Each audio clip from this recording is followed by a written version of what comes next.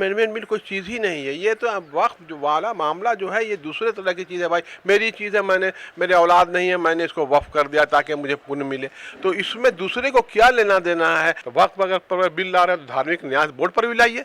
धार्मिक न्यास बोर्ड के मठाधीश बैठे हुए हैं, वहाँ हर तरह का करप्शन हो रहा है। धार्मिक न्यास बोर्ड है ना बिहार सरकार का, हर सरकार का, तो वक्फ की बात को आप चर्चा करते हैं और धार्मिक न्यास बोर्ड की क्यों चर्चा नहीं करते हैं। नमस्कार, मैं हूं अजरा। इस वक्त हमारे बीच कांग्रेस के स्पोकमैन आजमी बारिक मौजूद हैं।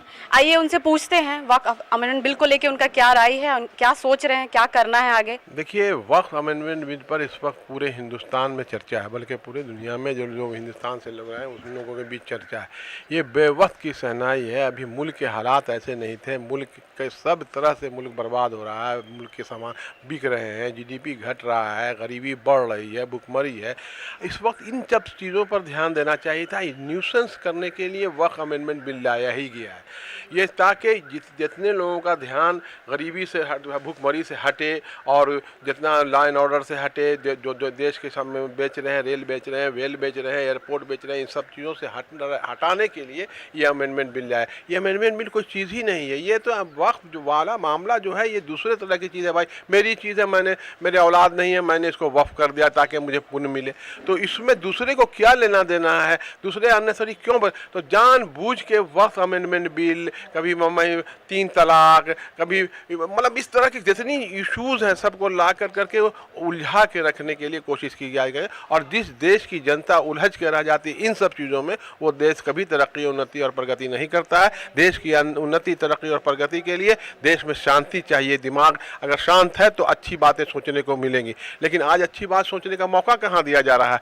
क्योंकि ये सब तरह से गलत कामों कर रहे हैं। गलत काम को छिपाने के लिए हमेशा कुछ ना कुछ एक बिल लाते हैं, एक तरह के मामलात लाते हैं। किसानों को टॉर्चर करने की बात करते हैं, कभी युवाओं को टॉर्चर करने की बात करते हैं, कभी सेनाओं की बात करते हैं, कभी कश्मीर की बात करते हैं, और हर वो विवादित मसले को लाके खड़ा कर देते हैं जिससे देश उलझ के रह जाए और देश उन मुद्दों में उलझ जाए और हम अपनी जो बातें कर रहे हैं, गलत काम कर रहे हैं, जो देश के जनता के साथ धोखा देने का काम कर रहे हैं, जो देश को बेचने का काम कर रहे हैं, अडानी के हवाले कर देश को करने का काम कर रहे हैं, उससे हटाने के लिए ये वक्फ अमेंडमेंट बिल लाया गया। और अफसोस इस बात का है कि वक्फ अमेंडमेंट बिल को लोग धार्मिक रंग देने की कोशिश कर रहे हैं। ये धार्मिक मामला है ही नहीं था, ये मामला वक्फ का मामला है। अगर हम ये कहें कि नहीं वक्फ का बिल आप वापस लीजिए और वक्फ पर आप इंटरफेयर नहीं कर सकते हैं, वक्फ पर क्यों बिल ला रहे हैं, तो वक्फ अगर पर बिल ला रहे हैं तो धार्मिक न्यास बोर्ड पर भी लाइए।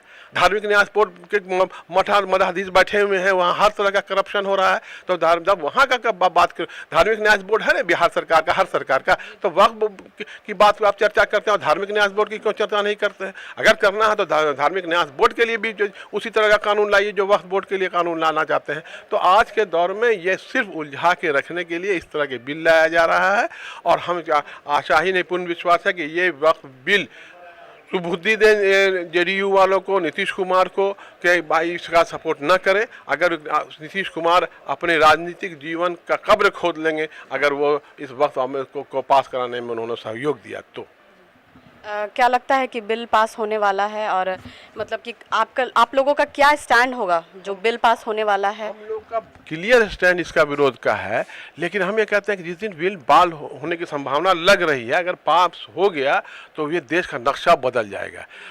ऐसा बिल है जिससे देश में आग लगाने की कोशिश की जा रही है, जिससे भाई भाई को लड़ाने की कोशिश की जा रही है, ऐसे भाई भाई को लड़ाने की कोशिश कर रही है जिससे एक दूसरे का कोई मतलब नहीं है। वक्त से गैर मुस्लिमों का क्या लेना देना, उनको अपना धार्मिक न्यास बोर्ड है, उनके अपने मठ है, उनकी अपनी मंदिर है, मंदिरों में ज़मीन है, मठों में ज़मीन है, उस पर लेकिन उनको ला के वक्फ में खड़ा किया जा रहा है ताकि वक्फ में मेंबर बनेगा, कौन बनेगा, तो 2 नॉन मुस्लिम बनेंगे। अब 3 में ना 13 में ये करने का क्या मतलब है भाई? वक्फ का मामला है, मेरे बाप दादे ने वक्फ में डाला है, तो फिर आपको दूसरे को मेंबर बनाने की बात कहाँ से चली आ रही है? आप एक नया कानून बना के खड़ा कर देना चाहते हैं कि नहीं हिंदू इसमें भी 2 मेंबर होंगे। ये कोई मामले है?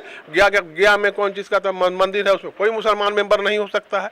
गया का कलेक्टर मुसलमान नहीं हो सकता है। मैडम ये बताना चाहते हैं आपको, क्यों नहीं हो सकता है कि आज तक गया का कलेक्टर मंदिर का ट्रस्टी होता है, चेयरमैन होता है। तो चूंकि मंदिर का चेयरमैन मुसलमान नहीं हो सकता है, इसलिए कलेक्टर भी मुसलमान नहीं हो सकता है। ये इंपॉर्टेंट बात है। तो ये साजिश के तहत कि मुसलमान कलेक्टर नहीं, वैसे भी नीतीश कुमार की सरकार में एक तो कलेक्टर है सिर्फ, लेकिन हम ये कि आज तक नहीं हुआ और ना होगा गया में कलेक्टर। तो ये बहुत पहले से ये मानसिकता जो सांप्रदायिक मानसिकता के लोग हैं वो सांप्रदायिक फैलाना चाहते हैं और इस तरह की कानून बना देते हैं। अब मठ मंदिर में मुसलमान कलेक्टर से क्या लेना देना? कलेक्टर की डेवलपमेंट की चीज़ है, कलेक्टर ज़िला का मालिक होता है, ज़िले में हर तरह की, लेकिन नहीं ऐसा कलेक्टर कि अब मुसलमान नहीं हो, इसके लिए उन्होंने कानून बना दिया कि ये कलेक्टर चेयरमैन होता है मंदिर का, और चूँकि मंदिर का चेयरमैन मुसलमान नहीं हो सकता इसलिए कलेक्टर मुसलमान नहीं हो सकता है।